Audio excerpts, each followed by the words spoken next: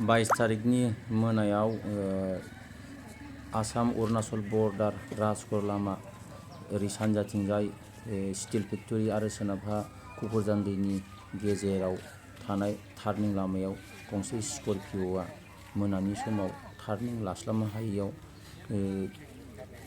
स्टारिं fail जानानै राजगरनि साहा लामाथिंजाय गोलैलांदों। दा नायलांदो रायजोफ्रा नैबेनि दृश्य। गारिया अरुणाचल प्रदेशनि, दा गारिया गोदानमोन।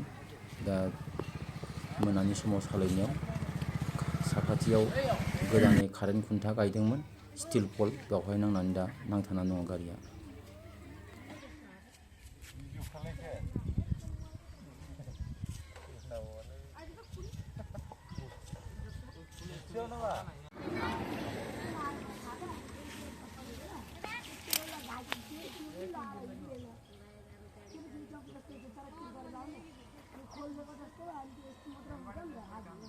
खोल